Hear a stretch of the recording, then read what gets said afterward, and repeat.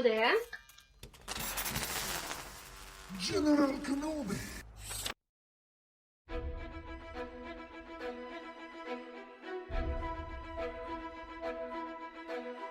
Olá você, seja muito bem-vinda, muito bem-vindo a mais um episódio de Qual é dos Podcasts. Meu nome é Aline e neste episódio nós vamos conversar sobre um assunto que a gente está voltando aqui a falar depois de um certo tempo, que são dúvidas sobre RPG. Nós já falamos sobre este exato tema no episódio 16 aqui do Qual é dos Podcasts. Nós já tratamos de RPG no episódio 15, 16 e 17. E agora, no episódio 24, nós vamos falar novamente sobre isso, porque é um assunto que a gente gosta e é um assunto que é recorrente, né? A gente ainda quer levar muitas outras pessoas a jogarem RPG, porque é muito bom jogar RPG, gente. Eu confesso que eu tinha muito preconceito, não gostava, achava que não ia dar certo, e aí me chamaram para jogar, eu fui jogar, gostei, me apaixonei, e agora tô querendo entrar num monte de mesa. Acabei de dizer que eu vou entrar numa mesa aqui sem ter espaço nenhum na agenda para jogar, mas quero jogar. Bom, e neste episódio eu tenho a honra aqui de receber um novo convidado. Seja muito bem-vindo ao Qual é dos Podcasts. Olá, rapaziada. Meu nome é Eugênio, eu sou do Zcast. Quem tiver interesse no podcast sobre cultura pop, principalmente, mas também muita história e ciência, a gente acaba esquecendo de vez em quando a cultura pop, pode procurar em todas as redes sociais e agregadores de podcast, ZICAST, o Zcast tá lá. E a gente tem um papo um pouco mais frenético do que o normal, vocês vão perceber, mas a gente sempre preza muito por trazer muita informação nova e deixar vocês informados, e a gente acha que o mais importante é a pessoa sair do podcast querendo pesquisar mais. E é também a mesma coisa que eu quero fazer nesse podcast, que nem a gente já está comentando aqui, a gente quer que mais pessoas venham jogar, então o objetivo é você sair desse podcast falando, pô, agora eu quero saber mais sobre RPG, se você nunca jogou, agora eu quero jogar RPG, vai ser muito legal.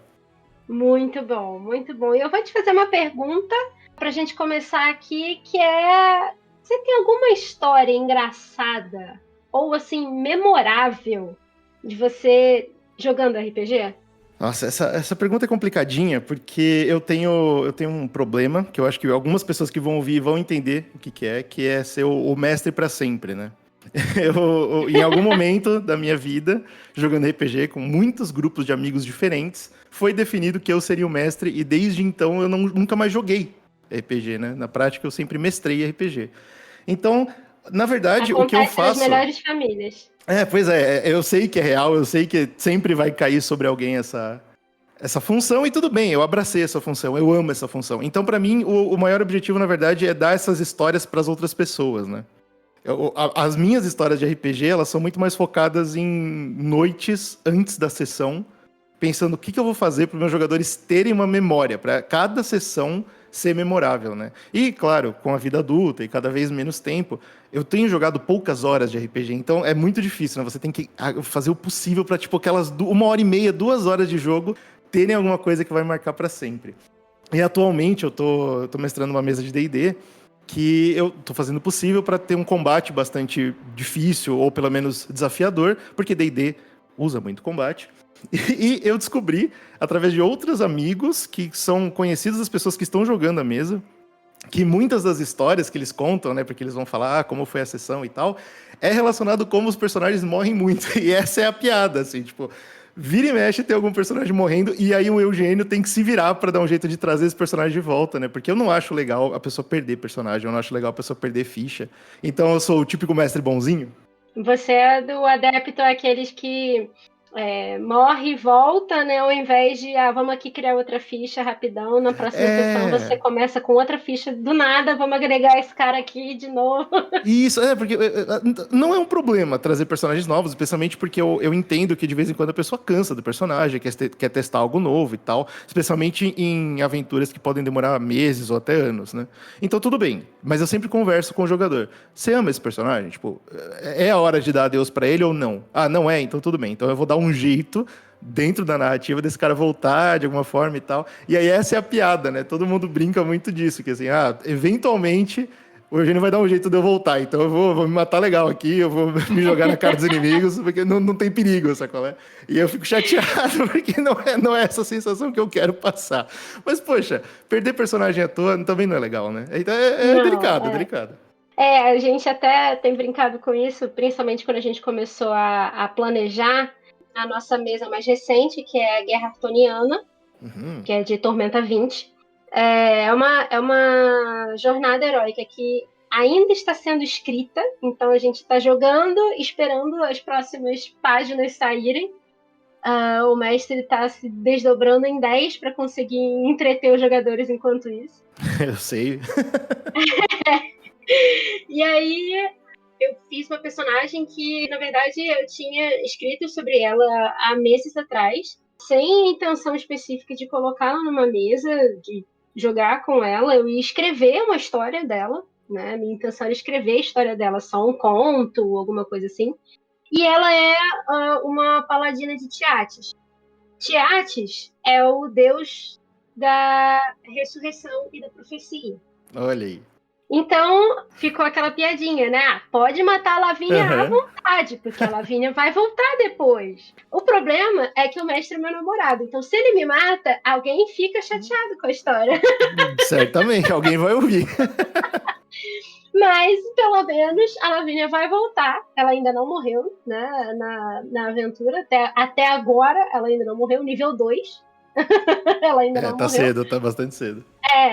Mas existe uma expectativa dela voltar em 3D6 dias aí pra gente ver como é que vai ser essa morte e como é que vai ser essa ressurreição dela, né? Tá vendo só? Dá pra ter uma história legal ao redor de um personagem que não necessariamente morre e acabou, né? Eu acho que é mais emocionante assim, pô. A gente quer se pegar, né? Pô, olha só o tempo que você pensou nessa personagem. Imagina que terrível, se de repente uma coisa acontece, ela morre e acabou. Poxa. Pois é. A gente reflete muito nisso, assim, essas jornadas, essas aventuras que duram para níveis altos, né? Você demora meses e meses e meses para conseguir galgar e do nada tu morre e tu fala, poxa vida, eu queria que esse personagem chegasse até o final, né? E não é tempo perdido, né? É realmente uma conexão que você tem. Eu espero, né? Como mestre, eu sempre procuro isso nos meus jogadores. Tenha uma conexão com o seu personagem, entenda como ele pensa, entenda como ele age, entenda as decisões dele, porque o jogo eu acho que fica muito mais rico. Então você não quer perder esse amigo, né? Se torna um amigo seu, né?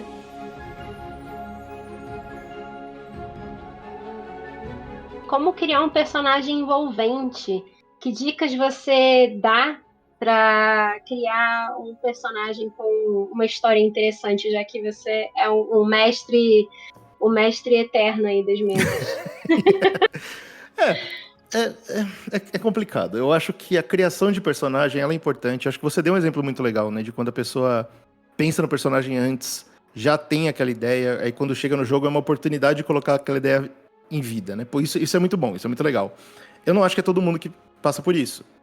Tem muitos jogadores que, de repente, não têm a aspiração de escrever ou de inventar histórias, e tem gente que simplesmente está tendo a primeira experiência, então não dá para você depender da pessoa ter esse personagem canônico na cabeça dela e tal. Então, eu não acho que o valor deveria estar na criação de personagem. É claro que a criação de personagem é importante, você tem que colocar parte de você nela, você tem que se preocupar com esse personagem, mas acho que vale muito mais, após criado, o que você vai fazer com ele, entendeu? Eu acho que você pode ter um personagem icônico, memorável pro resto da sua vida, rolado aleatoriamente. Você cria ele do nada, você não sabe nada sobre ele, mas a partir do momento que você começa a mesa e você tá jogando, você se coloca nos pés dele. Se tornar algo grande pra você, né? Isso, você começa a se preocupar, você começa a pensar. Então acho que é muito mais de como você joga com o personagem do que como você cria o personagem, entende? Só queria falar que a gente acabou de receber aqui uma terceira pessoa no nosso podcast hoje. Oi, gente. Meu nome é Caleb, também conhecido como Combeiro Safado.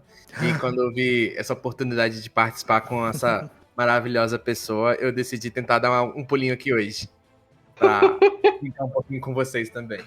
Não, o pior terror dos mestres. O Combeiro Safado, exatamente. Muito boa noite, minha primeira vez aqui com vocês. É um prazer ter você aqui com a gente também.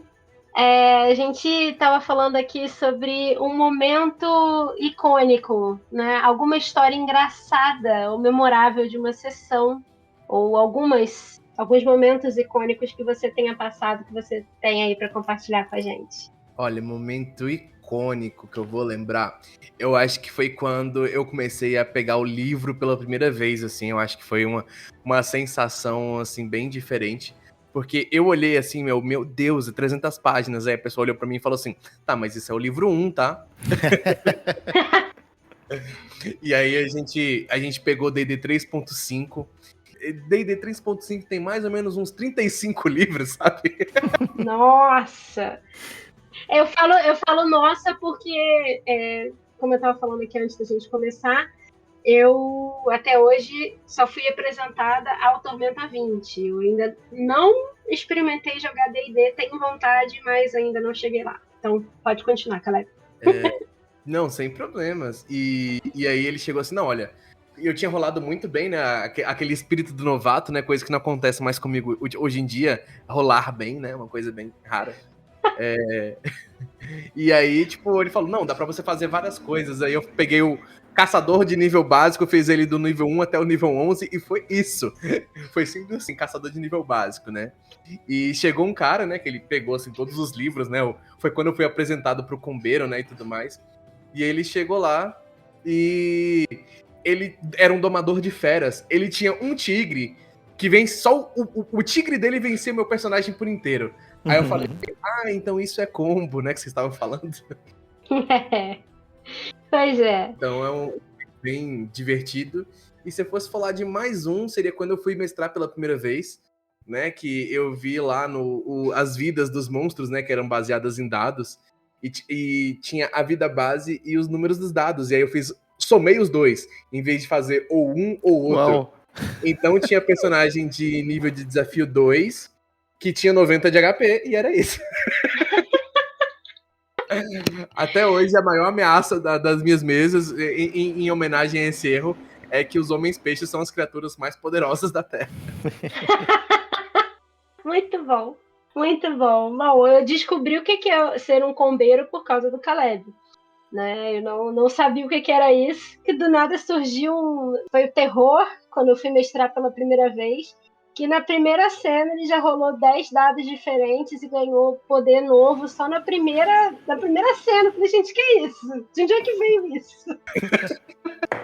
Mas faz sentido, né? Eu entendo completamente. D&D 3.5 também foi minha primeira experiência. Eu acho que nós millennials, né? Bom, não sei se é nós millennials, porque eu não sei a idade de vocês. Mas eu, que sou millennial, sei que D&D 3.5 bateu bem naquela época, né? E D&D, no geral, é um jogo de números. Não tem como falar que não. Então eu acho que ele prepara muito bem a cama pra, de repente, você ser um jogador combeiro, né? Ele fala, ó, olha só os dados, olha que legal você rolar dados. Imagina se você rolar mais dados. Então, pô, é muito atraente, eu entendo completamente. Eu digo que é o terror dos mestres porque eu sou o tipo de mestre que não gosta muito da parte de números, eu gosto mais da parte de interpretação e a parte da história e tal. Então, tipo, eu não me preocupo muito com isso.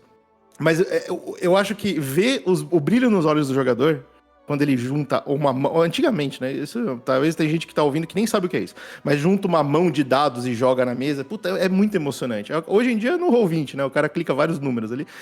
Mas é legal, cara. Eu fico feliz. Que bom que você tá rolando um monte de dados. Que divertido. Então eu entendo completamente o Caleb. É divertido mesmo. A gente usa o Virtual Tabletop, o Foundry, para jogar, porque hoje a gente tá jogando online numa mesa com gente de tudo quanto é canto do Brasil e fora do Brasil, inclusive. Uhum. E então seria meio impossível, né? A gente conseguir, jogar infelizmente, jogar pessoalmente. Eu ainda quero ter essa experiência de jogar pessoalmente. É uma baita experiência. Eu imagino que sim, eu tenho boa vontade.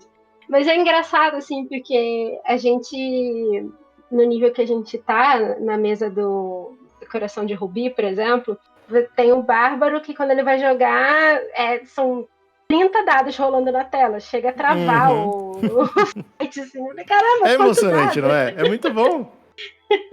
É muito bom isso, a gente fez meme e tudo disso, gente, não é possível, tem muito dado rolando aqui, tá travando tudo, não é possível. E a outra pergunta, Caleb, é se você tem alguma dica para criar um personagem de profundidade.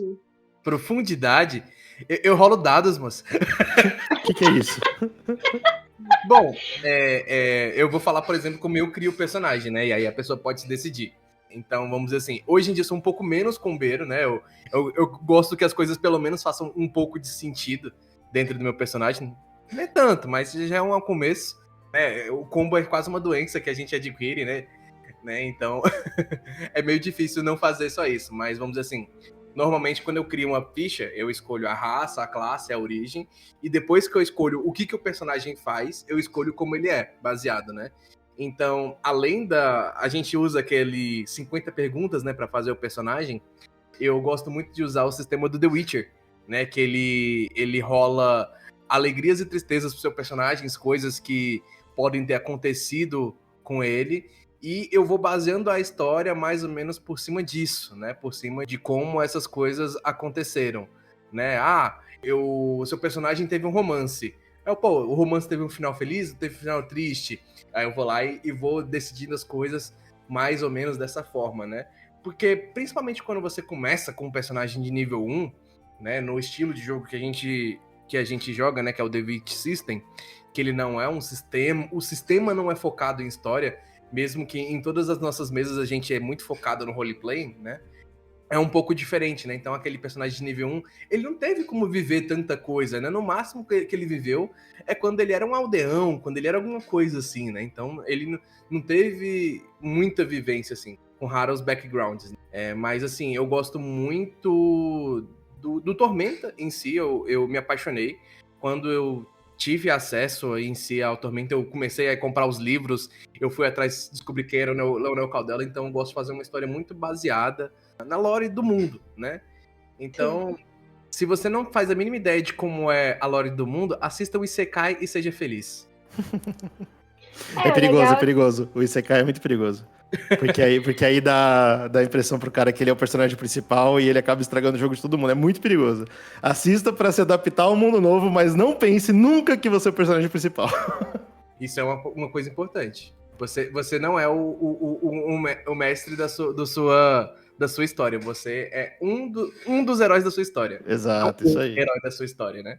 É isso, porque o RPG é um jogo coletivo, né, galera? A gente falou isso, inclusive, nos outros episódios. E é importante a gente ter essa consciência. Você pode jogar individual, né? Você e o mestre e tal. Mas a graça é ter mais gente dentro do que é possível. E colaborar, né? Exatamente, a graça é colaborar. Vocês são um grupo, vocês estão trabalhando em grupo, melhor do que um trabalho de faculdade, melhor do que um trabalho de escola. Muito melhor, muito mais interessante, porque todo mundo tem que colaborar ali, senão a história não anda. Não é individual apenas, né? Você realmente tem a ver com a história do outro também. Você está construindo a história do outro também. E o outro está construindo a sua história também. Então isso é legal, essa troca é legal. Mas eu acho que a dica que o Caleb deu é muito bacana. Realmente, se de repente você tem um mestre que tá... Ou ele tá bastante envolvido com o mundo dele, ou de repente vocês estão jogando um mundo específico, com regras específicas, ou com uma história específica, é muito legal você tentar costurar o seu personagem na história do mundo. Facilita muito, obviamente, o mundo, a posição do mestre, porque ele consegue colocar seu personagem em mais situações relacionadas a ele, mas facilita pra você também. Porque toda oportunidade, toda coisa que o mestre jogar pra você, você vai falar, opa, meu personagem tem algo a ver com isso, eu consigo trabalhar em cima disso, de repente tem alguma experiência, alguma história com a minha família, alguma coisa assim. É muito legal. Vale a pena perder 2 minutinhos para dar uma lida na história do mundo. Sim, até essa personagem que eu tava falando, né, a Lavínia, da Guerra Artoniana, eu criei ela em cima de um dos livros do Leonel Caldela. Lendo a história, alguns dos personagens me chamaram a atenção e eu escrevi uma história paralela ali, como se ela tivesse encontrado alguns dos personagens. Então, toda a história dela se desencadeia a partir daquilo ali. Então é legal, porque tá totalmente imersa na história canônica, né? Do que realmente aconteceu naquele universo, naquele mundo.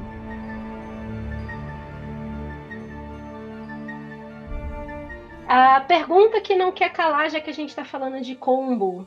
RPG é só trocação sincera de soco ou é roleplay mesmo? Digam vocês aí. Eu sou a favor do roleplay, mas aí são vocês que discordam de mim. Eu definitivamente não discordo. Eu só acho que o perigo dessa pergunta é quando você coloca RPG porque RPG é tudo, né? Então não tem uma resposta certa. RPG é o que você quiser que seja, mas o sistema pode ser, né? Eu acho que, por exemplo, o D&D é uma porta de entrada gigante para as pessoas. E D&D, o Caleb falou, e ele tá certíssimo, não é um RPG que para pensar muito em história. O legal de D&D é combate tático, é isso. Ele foi montado ao redor disso e aí tem até alguns apêndices, né? De vez em quando tem uma história, um backgroundzinho pequenininho que não vai atrapalhar muito. Mas o foco é combate. Então, dá pra você jogar D&D ou jogos com sistema D20 com roleplay? Dá. O sistema é montado pra isso? Não. Então eu acho que a mesa pode se divertir, mas sempre vai estar faltando alguma coisa. Então, no caso, jogadores como a Aline, pô, eu gosto de contar história, eu gosto de repente viver o personagem e tal, procura outros sistemas. De vez em quando começa com D&D, eu acho que D&D é uma boa porta de entrada, mas explora, entendeu? Existem outros sistemas que vão te agradar muito mais, que vão te abraçar muito mais, e que talvez vão deixar o combate, que de vez em quando é chato, ou lento, ou quebra a aventura. Pô, tô me divertindo aqui, vivendo a experiência, conversando com o NPC, que legal. Puta, apareceu um inimigo. Ah, tá bom, vai, eu vou sacar a espada e matar ele. Tem sistemas que vão resolver isso muito rápido. E você mal vai perder o fluxo da história, né? Você não vai atrapalhar a pegada, de repente, gostosa de contar a história. Dito isso, eu acho que é triste quando você abre mão completamente do combate. eu acho que o equilíbrio é muito bom. Nas minhas mesas eu sempre tento encontrar o equilíbrio, claro, dentro do que o sistema permite, mas eu acho que tudo é importante, certo? É um quebra-cabeças que você vai montando. De vez em quando, é legal você mostrar pro personagem que ele tá evoluindo, que ele teve uma progressão, que ele tá mais poderoso, né? Então, e um jeito fácil de fazer isso é colocando um inimigo parecido, por exemplo, com o que ele enfrentou há níveis atrás, e fala, nossa, eu detonei esse cara, que legal, que bom que todo esse trabalho que eu tive bem teve mais um resultado. fácil, né? E eu acho isso muito válido, entendeu? Então, eu nunca vou falar não pro combate. Mas eu acho que um jogo só de combate também perde completamente a conexão com o personagem, né? Você se torna números. E aí, se de repente seu personagem morre, tipo, tá bom, eu quero fazer um outro com mais números e segue o jogo. É. Como um grande combeiro safado, né? Eu gosto dos combates, porque eu vejo o RPG, assim, às vezes, como um jogo de tabuleiro, né? Um jogo de tabuleiro, onde eu tenho, às vezes, meu bonequinho ali para poder mover minhas peças, e tem uma estratégia que eu montei ali. Então, o combate, para mim, é uma parte divertida do RPG, mas ela não é o foco central, né, do RPG. É roleplay game, que é a ideia de você entrar, interpretar um personagem, você dar vida para um personagem. Isso transforma ele em algo mais interessante, mais do que um monte de números, né? Que nem a gente estava falando. Então, você dá uma história, dá uma lore pro personagem, é uma coisa muito divertida. Eu acho que o RPG, a função dele é imitar a vida real, só que sem a vida real, né? Então, o que acontece? Da mesma forma que tem os Farm Simulators, né? Os jogos de simulação, qual a ideia de um jogo de simulação? É ele fazer um certo trabalho, mas ele tirar certas coisas que são ruins daquele trabalho, né? Então o RPG, eu acho que ele faz basicamente isso. Você vive a vida e você tira pequenos elementos ruins, assim, para deixar aquilo ali algo prazeroso, algo divertido, né? E o drama, a ação, a aventura, todos eles entram ali com funções, né? É legal sentir tristeza dentro do RPG. Você tem um NPC, aquele NPC morrer e você ficar... Caracas, aquele personagem ali eu nunca mais vou ver. Não tem Nossa, trauma, né? que possa usar que vai funcionar, entendeu? Ou até mesmo se tornar sua missão principal. Não, eu quero trazer aquele cara de volta à vida, entendeu? Aquela pessoa era muito importante pra mim. 10 formas de causar um trauma num jogador. Matar o NPC que ele gosta.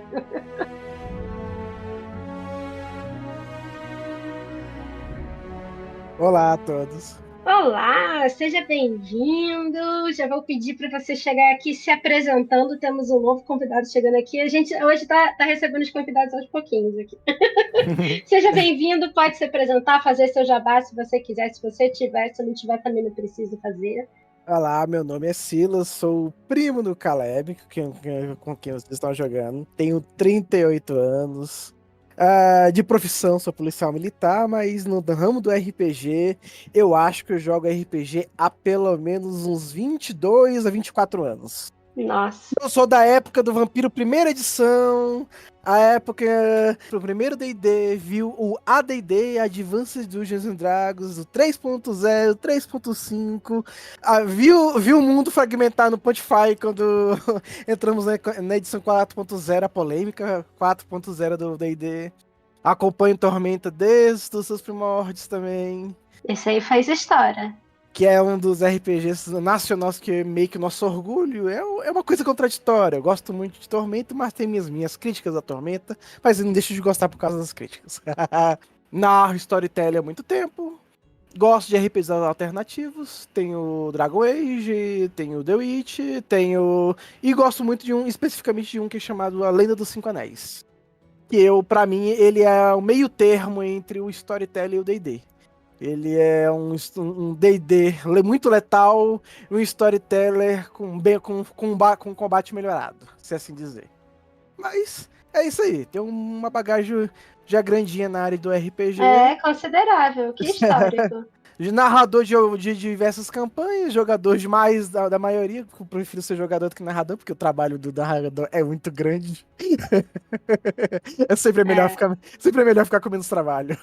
Mas é gratificante viver essa... Como eu peguei o final da parte do Caleb, você ter essa segunda vida, esse segundo momento. Viver essas emoções. E é isso aí, acho que essa é a minha introdução. Prazer a todos, sou Silas. Prazer, Silas. Seja muito bem-vindo ao Qual é dos podcasts. Bom, a gente estava falando aqui sobre esse equilíbrio entre combate e roleplaying, né? Esse equilíbrio saudável para a gente ter mesas interessantes. Esse equilíbrio é complicado, falo isso como jogador e narrador. Porque nada pior que um personagem que é combo, full combo e nada de história. E por mais que alguns defendam, também nada pior que um personagem que é full storyteller, mas na hora do combate é um completo inútil. Os dois mundos têm os seus piores, na minha opinião, porque se você faz uma máquina de matar sem emoção, sem ligação, sem sentimentos, é só uma ficha bem construída. Isso não tem graça. Mas, pro cara que tá jogando, às vezes tem graça você brincar de matar. Mas assim, deixa a vida do narrador complicado. Muitas vezes. Deixa a vida do narrador complicado. E deixa a história pros outros, porque às vezes ele pode se tornar um protagonista, a qual ele pode tornar o resto do grupo meio irrelevante em algumas situações.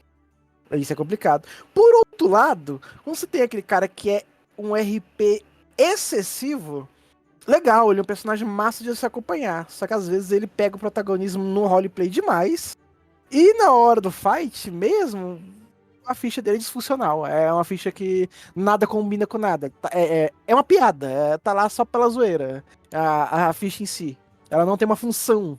E quando você joga RPGs estilo D&D, estilo Tormenta, etc., todos os sistemas têm que ter funções.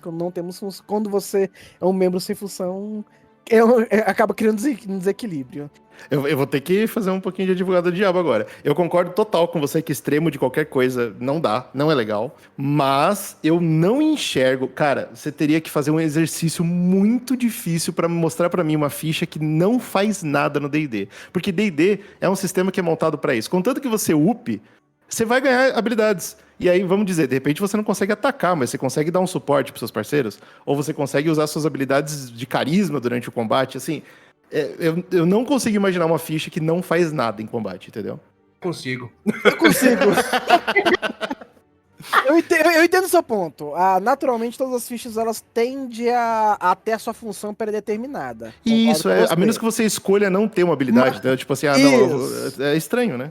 Só que aí é que tá. É que tem. Você começa a pegar alguns jogadores que eles são aqueles. Cara, eu sou anti-combo.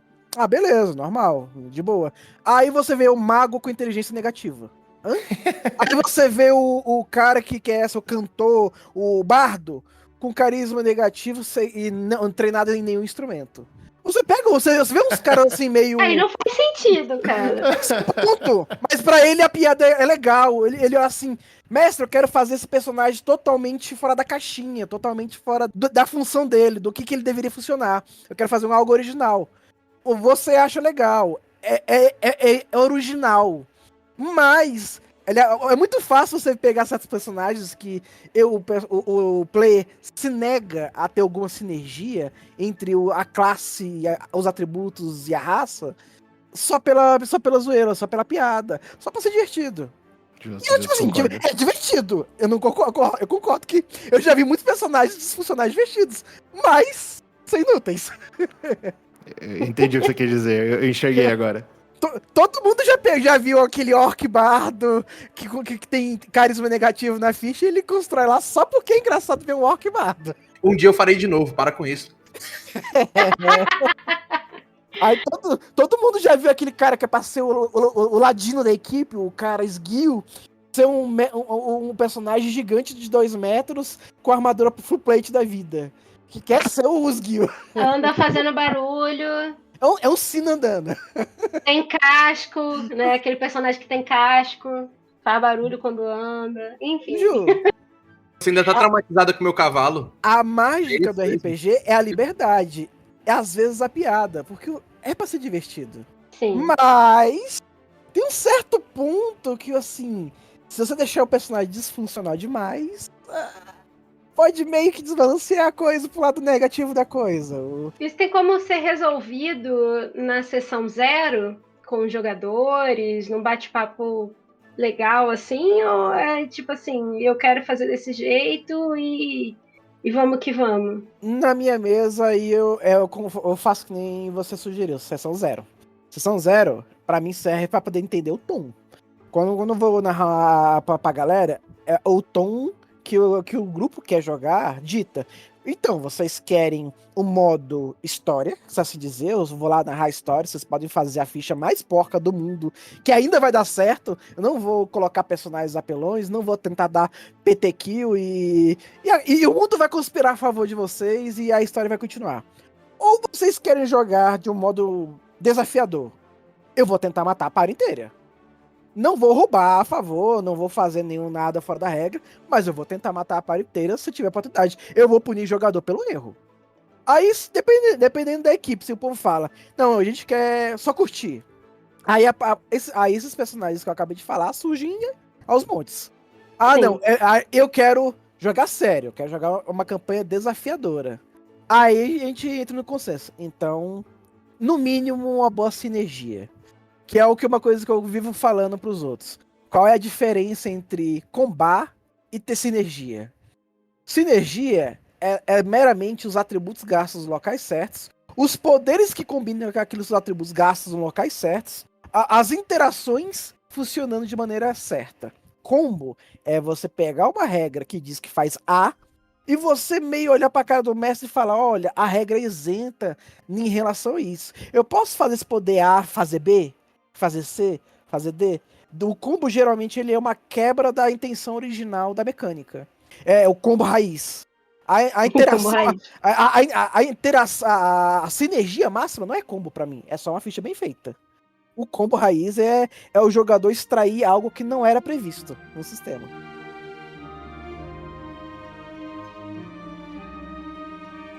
Como os jogadores podem lidar com o fracasso durante os jogos, durante as aventuras, né? Lidar com morte, lidar com a perda mesmo de um combate, perda de um membro do grupo. Como os jogadores podem lidar com isso, já que temos mestres na mesa? Eu quero fazer essa pergunta para que os nossos ouvintes, que são jogadores e que são mestres também, possam saber, né, como lidar. Eu quero algumas dicas aí para saber como tanto o mestre como o jogador podem lidar com os fracassos na mesa. Difícil essa, hein? Como a pessoa deve agir é um buraco sem fundo, assim. Mas assim, São dicas. Como você age, como você orienta, coisas que você já passou. eu acho que a gente vem conversando já faz um tempo e eu concordo total que, tipo, é um jogo que deve ser conversado, deve ser combinado entre todo mundo. É uma colaboração de equipe, certo? Então, sabendo disso, eu acho que também é importante você ser um bom perdedor ou um bom vencedor. O importante é você ser sempre bastante sociável, bastante político. Se alguma coisa aconteceu e foi culpa sua E a party não deveria ficar brava com você, sabe qual é? A party não deveria, puta, você tá fora da mesa porque você fez uma coisa errada. Nunca isso deveria acontecer. Da mesma forma, se alguma coisa aconteceu e você ficou chateado, eu acho que sim, você tem que falar, olha, eu não gostei do que aconteceu por causa disso, mas não deveria ser o motivo principal de você não ter mais diversão. Sabe qual é? Então é por isso que eu acho que é muito importante a conversa. E aí volta, sempre, né? Sempre vai voltar pro mestre, eu acho que principalmente, assim. Tem que ser um mestre acolhedor, na minha opinião. Se você percebe que de repente alguma coisa foi chata ou alguém falhou feio, é o momento de você pegar aquela pessoa e jogar ela pra cima de alguma forma. Transformar esse momento que pode ser triste num momento ou de aprendizagem ou memorável por outro motivo. Tipo, puta, você falhou, mas isso aconteceu. Não é você falhou ponto final e agora é isso. A sua memória, quando terminar essa sessão, você ir dormir, você vai pensar, puta, eu sou um merda, eu sou um lixo, eu falhei. Isso, ninguém quer sair pensando isso, entendeu? Então eu acho que é um processo de equipe. Eu não consigo dar uma dica para uma pessoa, mas o que eu consigo falar é, pensa no outro. Pensa em todo mundo que tá jogando com você e tenta transformar isso num momento melhor do que só o negativo, do que só a falha. Eu acho que a falha, não necessariamente a falha, né? Tem várias questões assim. A party toda morrer, por exemplo, é uma coisa que pode acontecer. É desagradável, é triste, mas depois que a party toda morre e a galera tem aquela tristeza, né? A campanha acabou, nossa, tomamos uma decisão errada. Acho que depois que a primeira vez que isso acontece, tipo, o jogo acabou, quem vai ser o próximo mestre? E aí, que jogo a gente vai jogar agora? É uma sensação muito ruim, muito chata, mas que molda o caráter, né? O TPK molda o caráter do jogador, né? Verdade. Então, vamos dizer assim, a gente cometeu um erro e todo mundo morreu. Poxa, se foi um erro mecânico, né? Às vezes, geralmente quando é um erro mecânico, normalmente o mestre dá aquela mãozinha divina. Opa. Mas quando é realmente um erro de sequência de tomada de decisões, eu acho que é aprender mesmo com o seu erro, né? Aprender ali, poxa, onde é que foi que eu errei ali, no caso, uma tomada de decisões? Vamos supor, você cria sua ficha e você é um striker, né? No nível baixo, né? Qualquer dano mata seus aliados e você escolhe ficar confuso. qualquer referência. Você pode acabar matando seus amiguinhos, né? Mas o que acontece? Ali foi um erro do jogador? Foi uma falha? Mais ou menos. E o que a gente fez? Todo mundo se juntou ali, né? A gente criou uma zona de conflito ao redor do personagem, ao redor das atitudes dele, para poder provocar uma mudança. Porque as pessoas, tanto na vida real quanto no RPG, elas têm medo de uma coisa, o conflito. O conflito, a discussão, o bate-boca, desde que os jogadores em si não fiquem chateados, né? Desde que não venha criar aquele clima de animosidade entre as pessoas depois do jogo, ele é uma coisa saudável, ele tá ali para as pessoas se divertirem. E o conflito entre o personagem coloca um pouco de personalidade nele também. Às vezes a falha pode se transformar num aprendizado pro personagem. Então, assim, eu acho esse tipo de coisa bem interessante. Às vezes a falha até se torna uma característica do personagem. A gente tem a piada, né, do meu personagem fazer um teste de percepção. Porque ele tem percepção negativa, né? E, assim, ele sempre fica desprevenido, sempre fica assim... Então, todo mundo sempre tenta ficar próximo dele, avisar as coisas. E isso é uma característica do personagem, mas que se torna uma falha dele, às vezes, como personagem, que é uma falha natural dele, vamos dizer assim, mas que outros jogadores vão lá e eles tentam contornar essas falhas. Então, acho que a falha, ela pode ser contornada com criatividade. Sim. E todo mundo vai aprendendo, assim. E você pode chorar, não tenha medo de chorar quando a sua personagem morrer, não. Você pode. Não é crime, não. Essa pergunta eu vou ter que abordar de duas maneiras. A perspectiva do como o primeiro colega falou e a da segunda como o cara falou. Tem dos dois pontos. Como narrador, existe muitas situações em que quando um jogador falha, aquilo pode virar uma grande oportunidade. Você pode fazer um arco de queda para aquele jogador. Pode tentar, às vezes, aproveitar aquela falha dele e ver o buraco que ele caiu, ver a merda que ele se tornou, ver o estrago que ele fez com a própria psique, o estrago que ele fez com a própria história. Como você aprende em grandes RPGs, como o Baldur's Gate, The Witcher, essas coisas do tipo, ações têm consequências. Quando ações têm consequências, essas consequências são visíveis para os jogadores, as falhas ficam mais evidentes, porque tem hora que o jogador sai de um resultado e ele acha que foi perfeito. Mas não, tem um monte de pequenas falhas naquela situação toda. Tem muito jogador que, por querer poder, se corrompe por muita besteira. Às vezes ele quer, às vezes nem é essa intenção. Mas ter arcos de queda do paladino que quebrou o juramento, do jogador que acabou sendo mal visto pela par inteira porque ele meio que traiu em algum momento e todo mundo pegou ele ficou meio que de escanteio. Você dá a oportunidade de ele brilhar, de ele ter um arco de redenção, você criar nem que seja um mini arco só pra ele, pra poder todo mundo participar e ele ter a chance de redenção dele, é muito bom. Então, às vezes, você pode pegar falha pra poder criar mais história. Quando você fala de morte, esse jogador morreu. Aí você tem aquela coisa, o sistema permite uma ressurreição?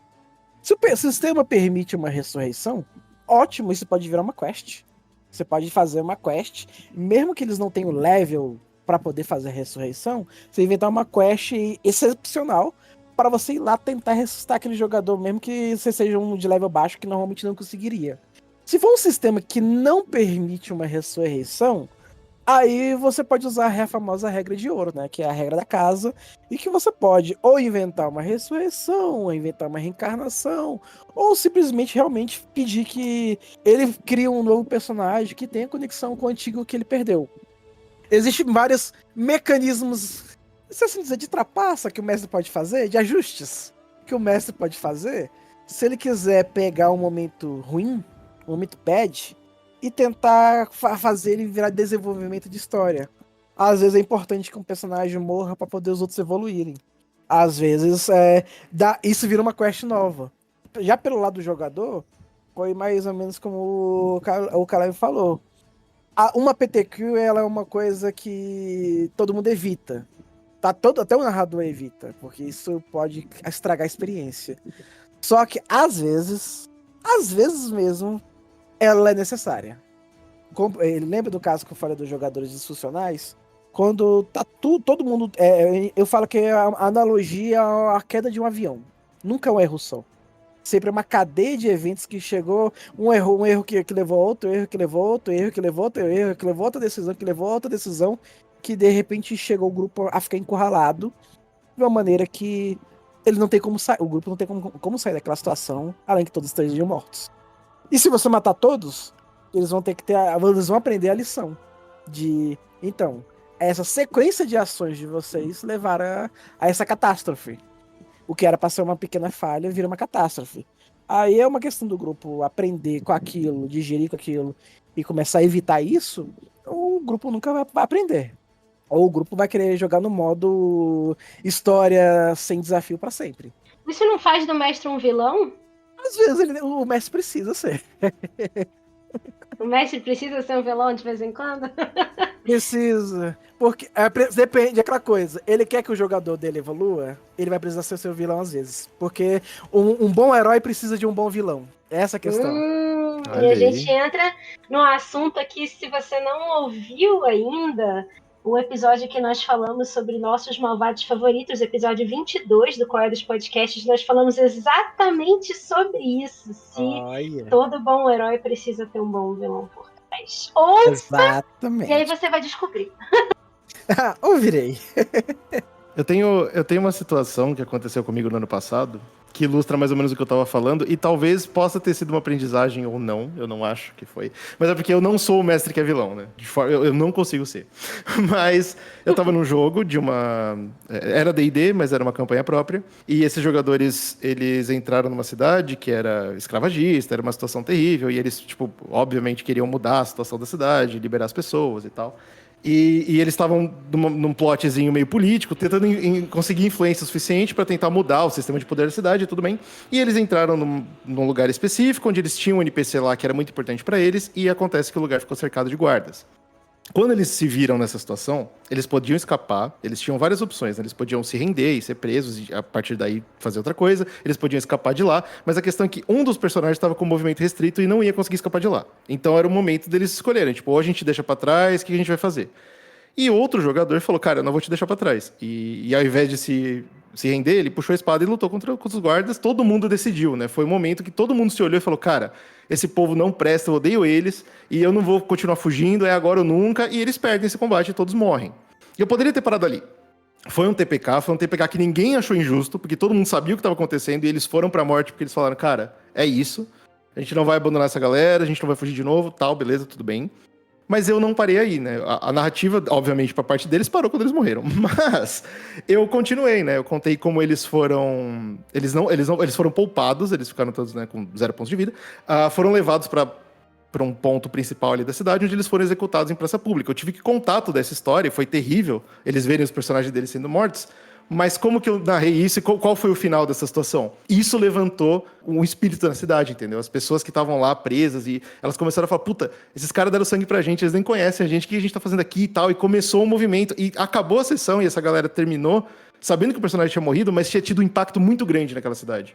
E eles ficaram felizes pra caramba. De verdade, né? Exato, tipo, eles falaram, pô, que bom, que legal. Tipo, eles tinham acabado de perder os personagens, eles estavam super felizes com o que tinha acontecido. Vieram mártir. É isso que eu falei, eles viraram mártires, né? Então, tipo, é isso que eu falei sobre tentar transformar algo negativo em algo memorável, talvez pro bem. Eu não sei se eles aprenderam algo, mas definitivamente foi uma boa memória pra eles, entendeu? Então, eu sou esse tipo de mestre.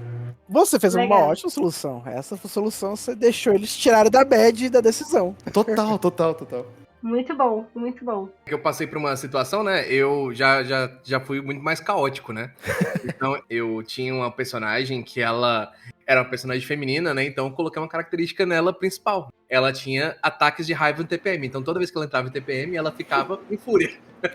E você tinha uma folhinha mensal pra marcar? Era tipo uma furiazinha mensal em toda lua cheia, sabe? Então, Nossa. e o que acontece? A gente, por vacilo nosso, a gente deixou um amigo nosso morrer, né? E a gente precisava de pó de diamante no valor de 1.000, né, moedas de ouro lá pra poder ressuscitar o cara, né, e tal. E a gente morreu meio que salvando a galera do vilarejo ali, né, em certo ponto, né, protegendo eles da galera e tal.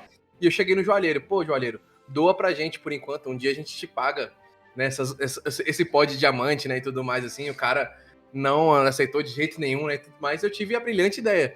Minha personagem foi lá e tacou fogo na loja do cara, entendeu? Simples assim. Depois disso, a gente foi morto. Justíssimo. Simples assim. Vamos resolver de forma pacífica, né? Entendeu? Então, assim... E foi PTK, todo mundo parou e ficou me olhando assim. Aí, depois disso, eu nunca mais fiz um personagem tão caótico. Só um pouco caótico. Só um pouquinho. Histórico de Isso é personagens bonzinho. caóticos às vezes dá um...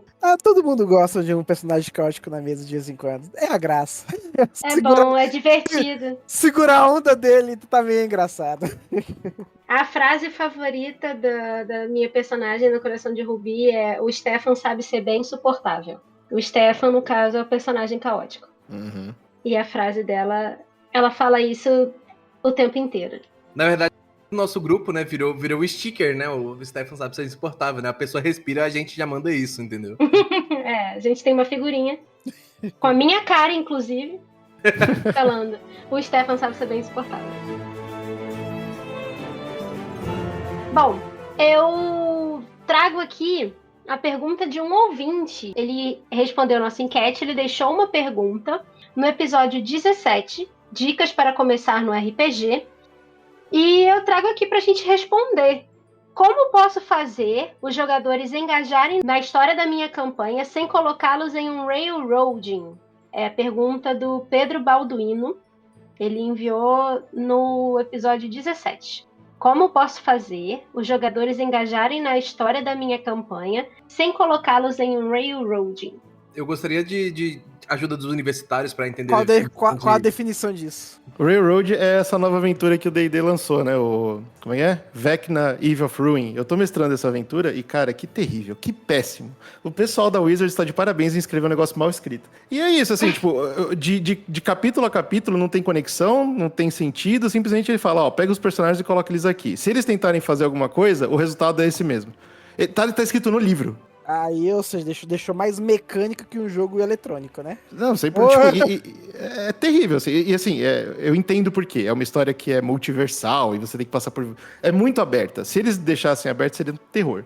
Mas, assim, é muito triste você estar lendo um livro na sua posição de mestre e você lê, não importa o que os personagens fizerem, isso vai acontecer. Tipo, caramba!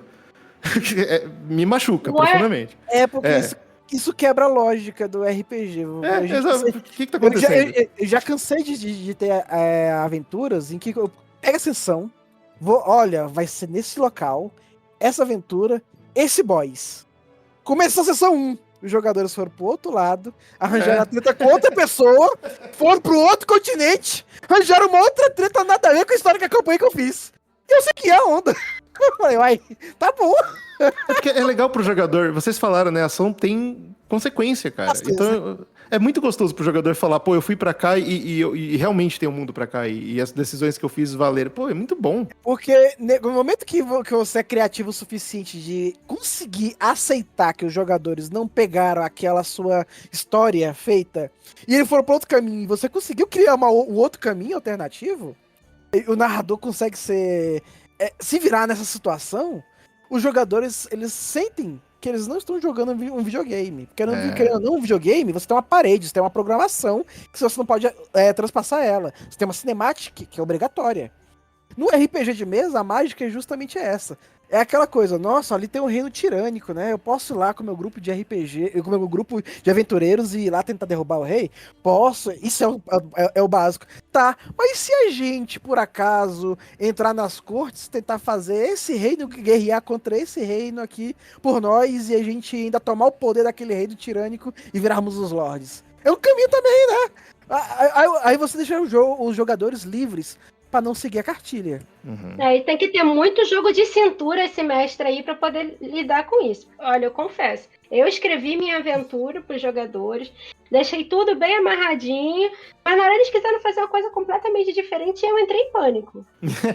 Então você tem que ter jogo de cintura mesmo. A dica que fica pra quem quiser isso, não é a pergunta do cara, a gente vai chegar na resposta, fica tranquilo, ouvinte, mas a dica, porque a Aline falou, é você enganar os jogadores. Você não precisa falar a verdade pros jogadores nunca. O seu trabalho ali é criar uma aventura legal para os jogadores. Então, se de repente você escreveu uma coisa super legal e eles viraram a esquina e foram para outra direção, você copia isso e coloca lá na frente, na outra direção que eles foram. Eles não sabem que eles perderam. Boa. E pronto. Óbvio, você tem que fazer algumas adaptações para não parecer, né, que tipo não fez diferença nenhuma, mas você consegue aproveitar muito tudo que você escreve. Então, como mestre, acho que a principal dica que eu dou, que de novo não é a pergunta do cara, a gente vai chegar lá, mas é nada que você escreve é jogado fora. Você sempre pode pegar aquilo e ir transformando em coisas novas, nada é tempo perdido. Eu tenho, nossa, páginas e páginas e páginas e páginas de aventuras antigas que eu nunca joguei fora, porque eu sei que a qualquer momento eu posso ir lá e ter inspirações no que eu mesmo escrevi. Falar, que legal, isso aqui é uma bacana, vou jogar ali. Funciona, gente. Então, assim, não tenha medo de criar um mundo que não é tão grande, mas que dá a impressão de ser grande. É só isso que importa. E não concordo com você, quando você não cria um mundo tão grande, mas dá a impressão que isso é grande, mas você tá preparado para eles explorarem a parte que você não estava preparado, mas você, cara, deixa eu pegar aqui, deixa eu aproveitar essa parte aqui, não, deixa eu aproveitar essa parte aqui, deixa eu improvisar esse lord aqui que não tava na minha história e colocar aqui. Sabe aquela parte que eu ia colocar lá na frente? Deixa eu colocar ela logo aqui, porque ela encaixa esse contexto dele. Você vai fazer um retalho com aquilo que você já escreveu, só que você muda o local, muda o idioma, talvez muda a cultura, mas isso é manobrável. Você ainda pode colocar eles no caminho da sua história principal, só que com nome diferente, com local diferente, com país diferente. Isso é a mágica da coisa. Mas dá. Não é fácil. Não é fácil. Mas dá. É isso mesmo. Agora vamos exatamente a pergunta do ouvinte. Cara, a minha resposta é bem simples, eu não sei se vocês têm mais pra falar além disso, mas a minha resposta é direta. Os seus jogadores têm que participar da história. Como você faz o jogador se importar? A gente vem falando isso esse podcast inteiro. Ações têm consequências, o personagem está envolvido na história de alguma forma, seja no background, seja nas ações que ele toma. É isso, é eles participarem. Se você conta uma história que você escreveu sobre os seus personagens e eles só estão lá vendo, eles nunca vão se interessar. Perfeito. Eu vou usar a sua resposta e vou complementar da seguinte maneira. Faça os heróis da história, que são os jogadores, serem de fato o herói da história. Façam aquilo que eles estão fazendo terem relevância no mundo, o que eles fizerem terem consequências. No momento em que o personagem sabe que aquilo que ele faz repercute de alguma maneira no mundo inteiro, ou na região inteira, como você queira colocar, faz com que ele sinta o peso das ações dele.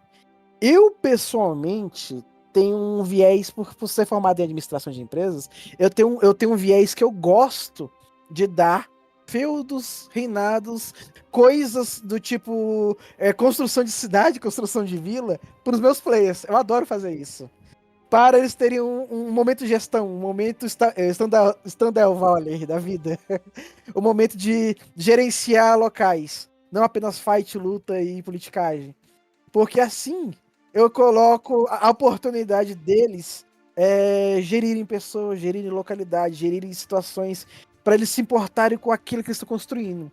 Se eles sentem a sensação que eles estão construindo algo, que o mundo está moldado pelas decisões deles, eles geralmente se importam muito com aquilo. Se eles sentem que eles só estão jogando a sua história e eles só são peões do narrador, aí a chance de eles meio que se importarem um pouco, meio cagarem para a história do narrador, aumenta. Porque o jogador não quer ser peão da história do narrador. Ele não quer fazer parte de uma CGI. Ele quer ser o protagonista. Geralmente é assim. Essa é uma boa dica. É side quest, né? Transformar o desejo do jogador. Acho que uma side quest também é uma forma legal, né? Tipo, você cria uma side quest ali pra ele e de repente você tenta voltar pro seu caminho original que você queria trazer. O jogador recebe uma carta, recebe alguma coisa, às vezes até mesmo a promessa de um item, caso ele faça alguma coisa, um título, de um desejo que os personagens têm, ou quando algum dos personagens do grupo, né, a partir do momento em que o grupo já tá entrosado e eles se preocupam uns com os outros, alguma coisa que relacione um deles, pelo menos de maneira direta. Eu acho isso bem importante, né? Pra poder ter vontade de ir lá pra aquela cidade e fazer aquele tipo de coisa, né? Isso eu acho bem legal. São ótimas dicas, gente. Eu anotei tudo aqui, porque sou mestre iniciante ainda e eu gostei muito disso. Já anotei tudo. Eu posso dar só um exemplo de uma coisa que engajou uma mesa inteira por causa de um jogador? E ele foi meio que o protagonista e ninguém se importou e ficou legal? Tem uma campanha que um dos jogadores, ele foi aí bem ousado. Ele criou um personagem, pra quem conhece o cenário de Tormenta, criou um nobre de Yuden. Ele criou um personagem chamado Albert Yudernash. Ele era da família real de Yuden. Só que ele era um nobre banido. Ele não era purista. Ele era um nobre banido. A missão dele, ele estava em Nova Mapetrim, nós éramos um grupo de Nova Mapetrim. Ele tinha como plot da história dele destruir o atual reino de Yuden e reconquistar e voltar a ser o rei de Yuden. Esse era o plot do personagem. Aconteceu que as campanhas foi girando, a gente foi destruindo monstro aqui, matando tormenta ali, pegando influência aqui, uns foi ficando rico aqui, e ele sempre meio que construindo alianças políticas. Todas as quests ele tentava construir aliança política, aliança militar, até que a sessão final, depois de já termos finalizada a história principal do narrador, que era uma batalha contra a Tormenta e etc. A gente já era uns personagens até de level 20.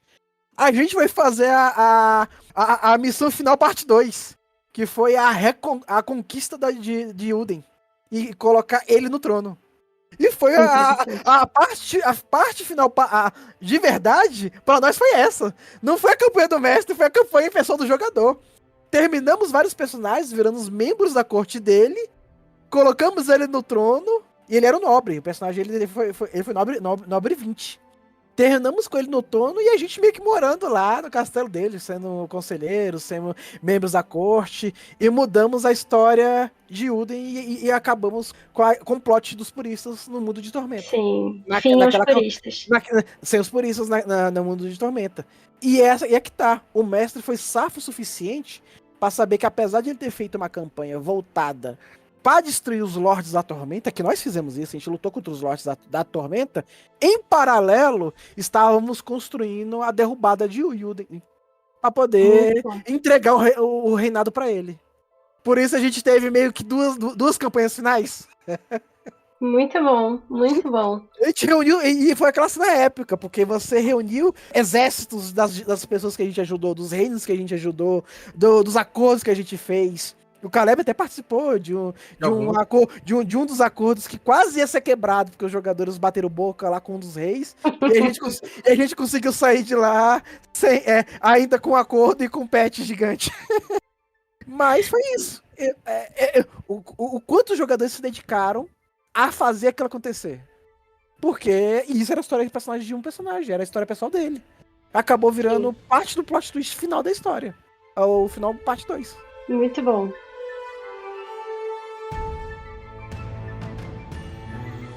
quais dicas vocês dariam para pessoas que estão querendo começar a jogar ou já estão jogando, assim, estão descobrindo ainda o jogo? Que conselhos vocês dão para quem está querendo começar a jogar ou para quem está querendo começar a mestrar? E se tem algum jogo dentro do algum sistema ou algum jogo específico que vocês têm vontade de jogar e que vocês ainda não jogaram? Eu acho que, assim, de dica, a primeira dica é se divertir, né? Se você tá começando, provavelmente você tá num grupo de pessoas levemente mais experientes do que você. Então, se aquelas pessoas são mais experientes que você, elas têm obrigação de serem pessoas um pouquinho mais funcionais. Isso não quer dizer que você tem que ser disfuncional. Por exemplo, meu primeiro personagem em Tormenta foi o Shiroemon. Ele era um bardo meio atirador, com origem taverneiro, que teve a mulher morta por piratas e ele tinha uma história de vingança. Ele era um personagem disfuncional? Não. Ele não era, assim, um personagem super otimizado. Mas foi um personagem que eu joguei e que eu me diverti bastante. Eu me diverti bastante com o personagem, me diverti bastante com a história do próprio personagem em si. Tanto que eu finalizei o personagem no momento em que ele conseguiu cumprir o desejo de vingança dele. Ele foi mais uma missão na qual ele quase morreu e ele falou assim, cara, eu já cumpri meu objetivo, né? A partir de agora eu vou voltar a ser o que eu era, eu vou voltar a ser um taverneiro. E tô usando ele agora, né? Em si, que é o meu... Ele é o mestre da minha personagem atual. Se divertir com o seu personagem é o principal. Todo mundo tem a obrigação de se divertir no RPG. Isso é um fato. Mas digo que não tenha medo. Você vai lá, cria sua ideia e peça dicas. Você não vai chegar num RPG, não importa qual seja, né? Se ele seja um D&D, se ele seja Tormenta, um Pathfinder, né? Tô falando só de D20 System, que é praticamente só o que eu joguei. É uma vergonha. Mas... Poxa, se isso é uma vergonha, nem fala de mim. Mas assim, quando você cria seu personagem e você se diverte, né? Isso é o mais importante. A gente tem, por exemplo, a própria Helga, né? É um personagem divertido, é um personagem que a gente brinca, que a gente zoa, que a gente protege. Provavelmente qualquer personagem do grupo, né? Do qual é do RPG, no caso dos desafiantes de Yuvalin, ele falou o nome certo, gente. Eu parei e pausei. Ele falou o nome certo. Ele nunca acerta o nome do grupo que ele faz parte há mais de um ano. E pela primeira vez eu ouvi ele falar o nome certinho, assim, de cara. Desafiantes de Yuvalin. Você pode fazer uma pausa dramática assim antes? Sim, eu percebi. Mas assim, porque qualquer um dos personagens morreria pela Helga. Pelo Stefan, alguns iriam pensar um pouco antes, provavelmente. Mas em si, qualquer um personagem que não seja o Stefan, qualquer pessoa provavelmente morreria no lugar dele ali. Se houvesse a oportunidade de salvar aquela pessoa. Então vamos dizer assim, a Helga mesmo quando começou, né, ela não a Aline ainda não tinha entendido muito bem como funcionavam as coisas. E a partir do momento em que ela chegou e entendeu, ela chegou, mestre, eu consigo fazer um ajuste? Né, o mestre também tem que ser uma pessoa maleável para pegar uma pessoa que tá iniciando e ajudar, deixar ela a fazer uns certos ajustes, né? Isso pode ser até uma missão, né? Ou pode ser alguma coisa de história. E ficou um roleplay bem legal, né? A gente tem se divertido bastante na mesa. Então é basicamente isso. Você é iniciante, não tenha medo de errar, você tem o direito de errar, né? Então não tenha problema nenhum com isso. Sobre sistemas, o sistema que eu mais tenho vontade de jogar no momento é o The Witcher, porque eu gosto muito do jogo. Nunca tive muita oportunidade de ler os livros de The Witcher, um dia é algo que farei. Mas eu olho para aquele jogo ali assim e falo, cara, isso aqui parece muito interessante. Apesar de ser muito complexo e depois de passar 5 horas lendo, eu não tenho entendido como é que começa o jogo, mas um dia a gente chega. Um dia chega lá. Né, mestre Silas? Né? Vamos lá, essa parte do jogador. Começa por aqui, o trabalho que vocês estão fazendo. Eu acho ouvir podcast sobre RPG uma boa porta de entrada para quem tá querendo começar. Porque você precisa meio que ter aquele exercício mental de visualizar a cena, de visualizar o jogo, de visualizar a ficha. E muitos podcasts que falam sobre RPG te ajudam a ter uma introdução sobre o que é isso. E uma introdução que você está só como espectador. Ajuda você a não correr riscos e entender o mundo sem estar em uma mesa. Então eu aconselho que ouçam o máximo de podcast possível sobre o RPG que o jogador tá querendo jogar, para ele já ter uma ideia, para ele já até pegar alguns macetes de alguns jogadores que falam durante as sessões, ou alguns podcasts, algumas coisas, para poder ele não chegar tão cru. E aí ele fica mais seguro, mais confiante daquilo que ele vai fazer. Então, ouvir um podcast é importante para um jogador novato, porque ele meio se treina mentalmente para jogar aquilo. E isso deixa ele um pouco mais à vontade e um pouco menos ansioso na hora que ele vai jogar. Dito isso, ele precisa também pegar uma mesa boa. Como foi dito, os companheiros que são mais experientes têm que saber segurar na mão dele, falar, olha, é assim, isso aqui é importante, isso aqui não é importante.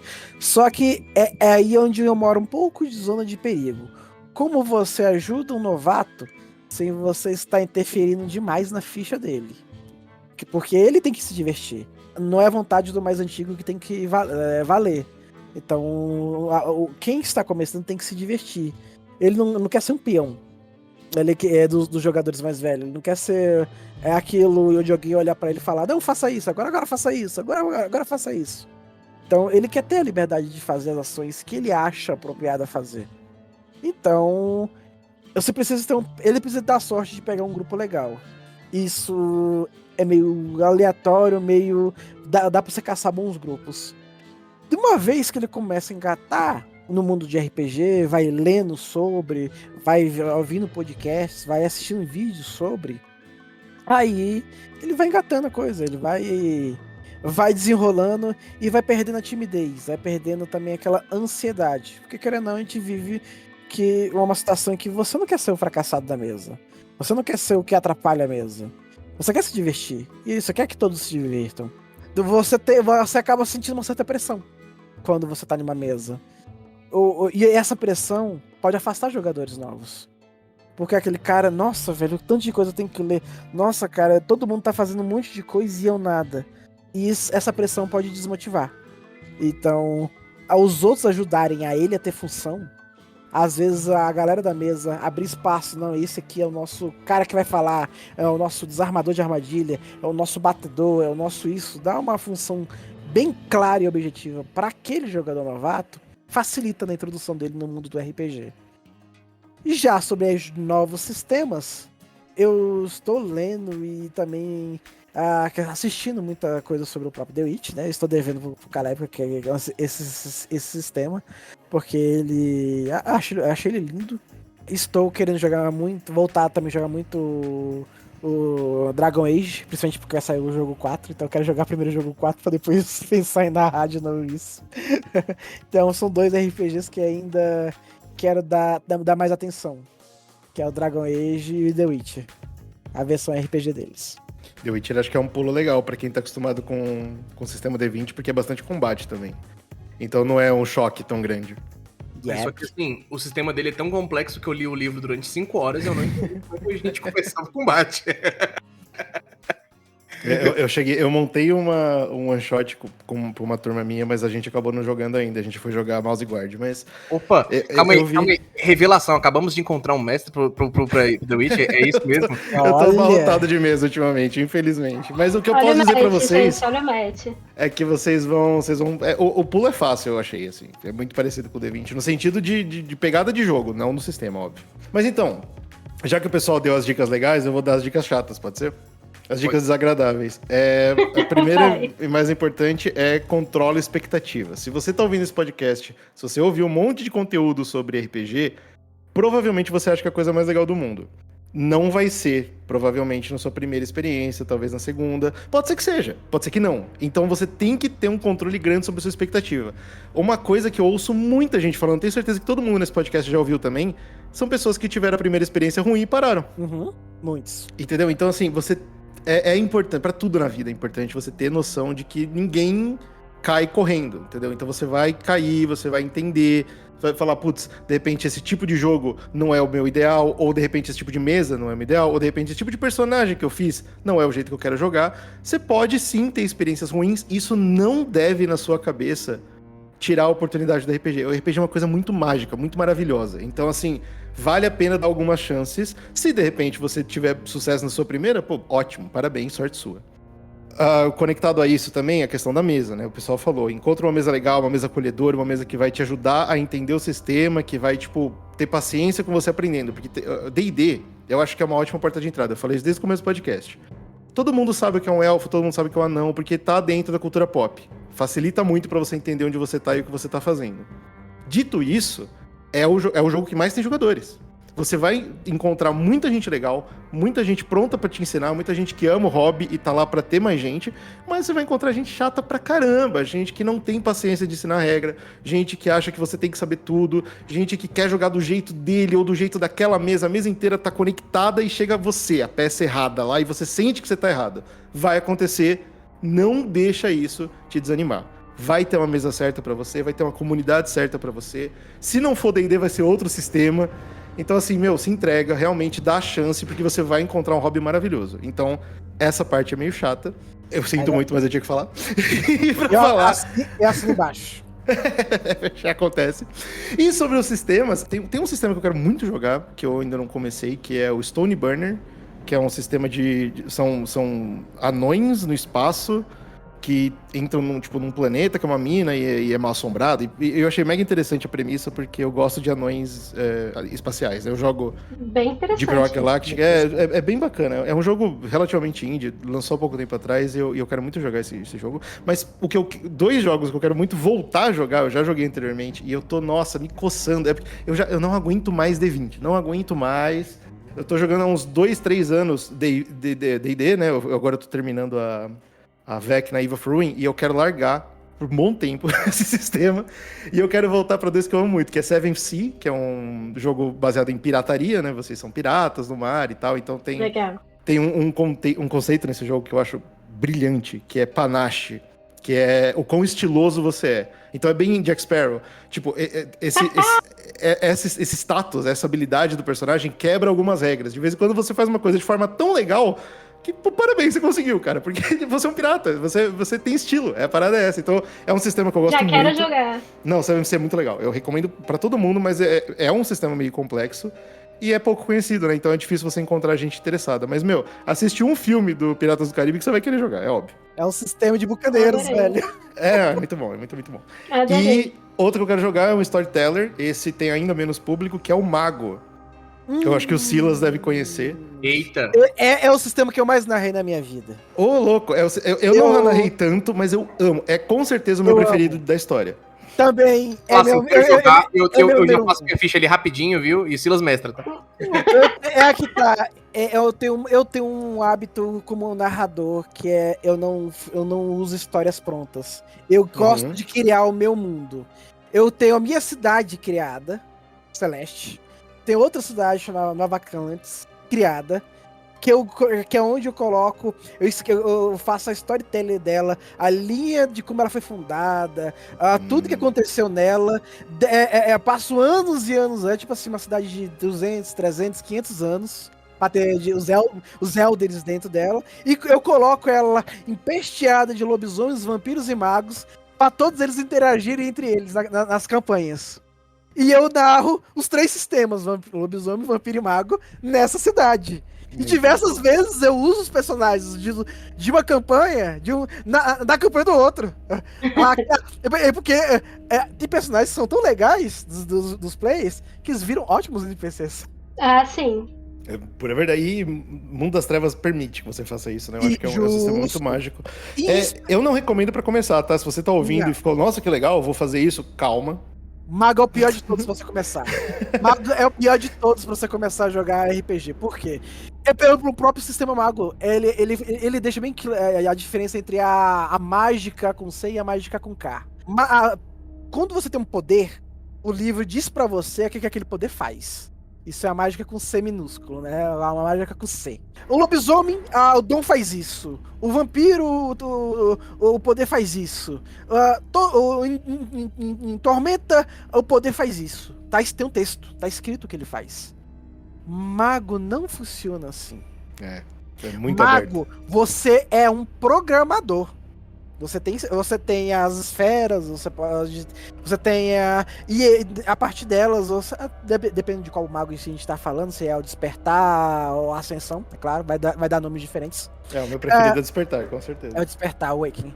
Então você programa, você pega, nossa, eu quero fazer tal efeito, eu preciso dessa esfera, mas essa esfera, eu juntar o efeito dessas duas esferas e conseguir fazer esse efeito. Você consegue fazer qualquer coisa. Em mago, você consegue imitar qualquer poder que você já tenha visto em qualquer anime. Você imita. As 10, como no caso, vou dizer esferas, porque eu sou mais acostumado com a Ascensão, com as 10 que tem na Awakening, que no Mago Ascensão na verdade são 9. Eles quebraram a entropia e virou a morte e a sorte. Você pode imitar qualquer coisa. Absolutamente qualquer poder que você tenha visto na DC, na Marvel, em um anime, você consegue fazer um mago imitar aquilo lá. E mais de uma maneira diferente. Qualquer coisa sobrenatural. A questão é, o poder do mago é limitado pela criatividade do jogador. Jogadores mais criativos são naturalmente mais poderosos que jogadores menos criativos. Porque as esferas, elas meio que dizem, elas são conceitos, olha.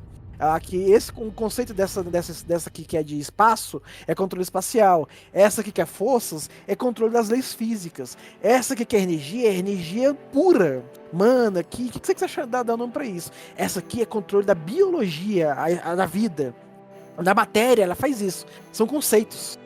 Dentro desses conceitos você pode criar qualquer coisa misturando esses conceitos. Só que coloca isso na mão de um jogador novato. Meu irmão, isso é extremamente difícil. Isso é bem complicado. É complexo. Porque você tem, dentro do sistema ele tem a rotina, a receita de bolo. Que é quando você vai fazer a mágica já testada, comprovada. Aí ela parece a mágica que você conhece nos outros sistemas. Que é, você tem o poder tal faz a coisa tal. Ela não sai daquilo. Você solta, tanto é que você solta essa mágica de maneira mais fácil, porque ela já foi testada, ela já foi aprovada, já existe um senso comum na comunidade dos magos que aquela magia funciona daquela maneira. Aí ela é fácil de ser soltada. A mágica criativa, que é aquela que você olha pra cara do narrador e fala: eu quero fazer isso usando essa esfera, mais essa esfera, mais essa esfera, e fazendo um efeito dessa maneira. É a hora que o mestre vai olhar pra tua cara, olhar pro seu nível de conhecimento naquilo lá e ver se aquela manobra louca que você quer fazer é possível. Eu dou um exemplo como um jogador de mago. Eu já consegui deixar um personagem mortal. Eu usava... Pra quem conhece o sistema, você tem uma das esferas que ela funciona muito bem como gatilho. Dependendo do sistema vai se chamar entropia, dependendo do sistema vai se chamar sorte. E você tem uma outra esfera chamada espírito. Você tem uma esfera que é chamada vida, que é controle da vida. Você tem como você cria a gente fala que o mago, ele lembra o Batman. Ele é o mais fraco, ele é mais fraco que o lobisomem e que o vampiro. Sem preparo, mas ele é de longe o mais poderoso de todos com preparo. Porque a ficha você joga com a ficha de um humano. Quando você joga de lobisomem, você tem a sua ficha modificada. Quando você joga de vampiro, sua ficha é modificada. Quando você joga de mago, ela não é modificada. É a ficha de humaninho básico. Normal. Um tirinho na cabeça e blá blá. Então, o mago, ele é o Batman. Ele tem que jogar com preparo. Então, eu simplesmente usei vida para criar um corpo igual ao meu clone. Usei espírito e sorte para que...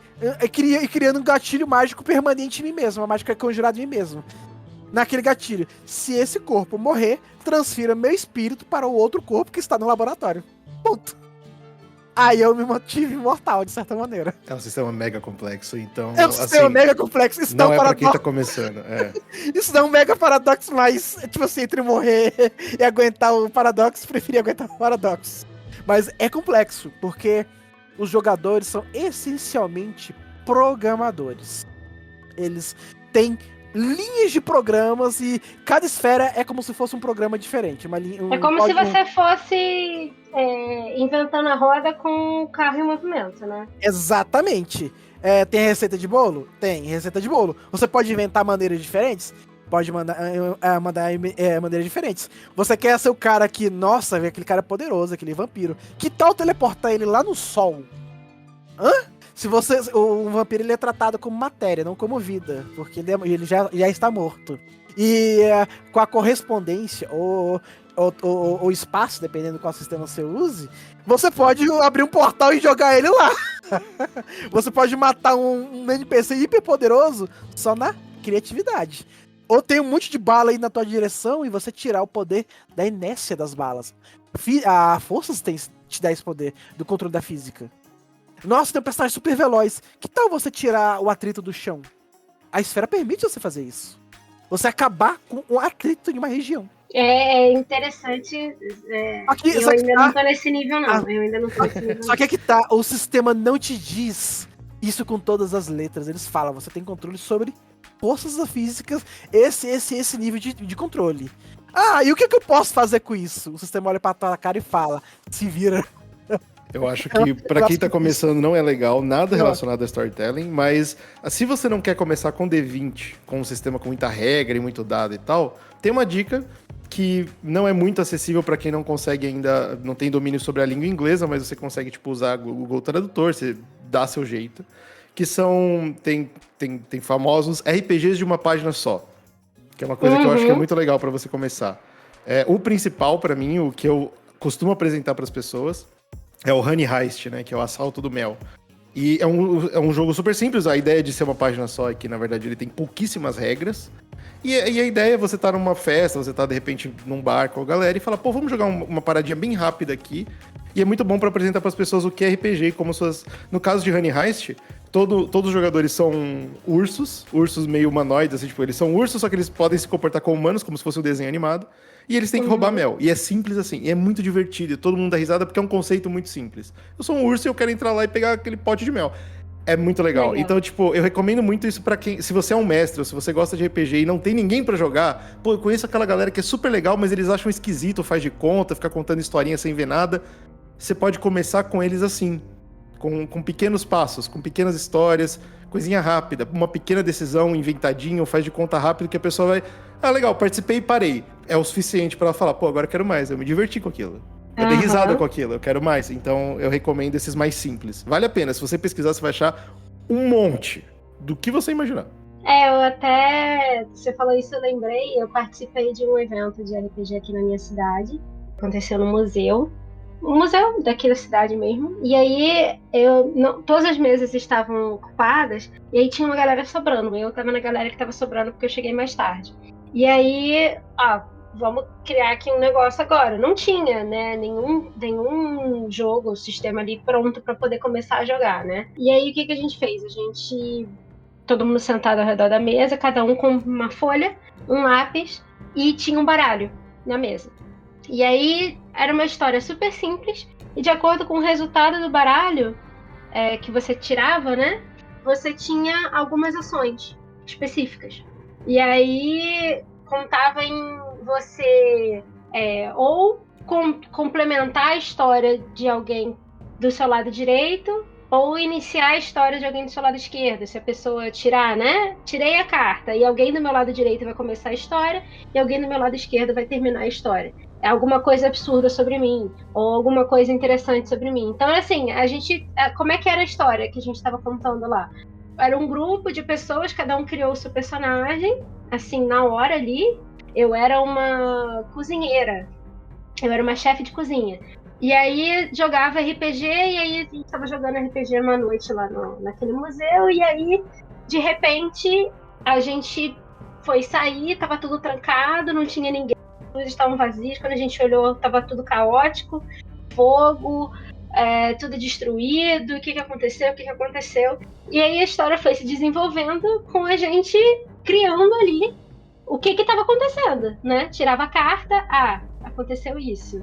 E aí o mestre vinha e narrava como acontecia e a gente falava. E ele perguntava, o que vocês vão fazer? Eu vou fazer isso. Beleza, então vamos tirar a carta. Pra ver se vai dar certo, se não vai dar certo, ou se vai acontecer alguma coisa absurda que alguém vai contar sobre você.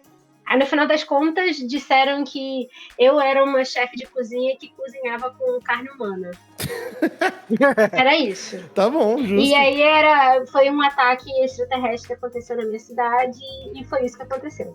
Pronto, foi isso. E a gente ficou ali mais de 1 hora jogando aquilo ali. Muito legal. Pra quem não conhece, pra quem tá começando. E eu vi que a galera que tava ali é uma galera que não conhecia, nunca tinha jogado. Foi pelos jogos de tabuleiro e conheceu o RPG ali. Então, isso é muito legal também. Participem desses eventos também. Se você vê que tem um evento na sua cidade, que o pessoal chama, né, o diversão offline, jogos de tabuleiro, coisas assim, participa porque você vai gostar muito e já é uma porta de entrada aí também pra você jogar RPG. Eu acompanho a diversão offline porque eu tenho a minha Ludoteca em casa, eu tenho quase 60 board games. Pois é. Aqui a gente tinha um grupo aqui que se reunia também, acabou que depois que meu irmão se mudou, esse grupo parou de se reunir. Mas a gente se reunia com frequência também, passava tarde e noite, e às vezes madrugada, jogando board games. E é maravilhoso. Passei por esse problema também, a pandemia desfez o grupo. Infelizmente.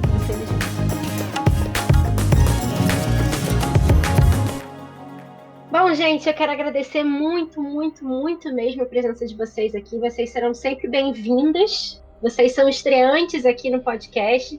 E eu agradeço demais a presença de cada um de vocês. Você que está ouvindo a gente também, você é sempre bem-vindo aqui para ouvir, para comentar. Se você tem dúvida, como o Pedro aqui que mandou a mensagem, o Pedro Balduino mandou a mensagem, né, naquele episódio 17. Se você tem alguma dúvida, tem alguma dica, pode colocar aqui nos comentários. Você também vai ser sempre muito bem-vindo. Gente, muito obrigada mesmo. Valeu, galera. Foi um prazer estar aqui. Digo mesmo, foi um prazer enorme. Espero estar em outros episódios. Até a próxima, gente. Se eu for convidado, estarei aqui de novo. Valeu. Até mais. Gente, brigadão, um beijo e até a próxima. A iniciativa Podcasters Unidos foi criada com a ideia de divulgar podcasts menos conhecidos, aqueles que, apesar de undergrounds, têm muita qualidade tanto em entretenimento quanto em opinião. Por aqui você tem a chance de conhecer novas vozes que movimentam essa rede. Então entre lá no nosso Instagram, o @podcastersunidos, é só escolher e dar o play.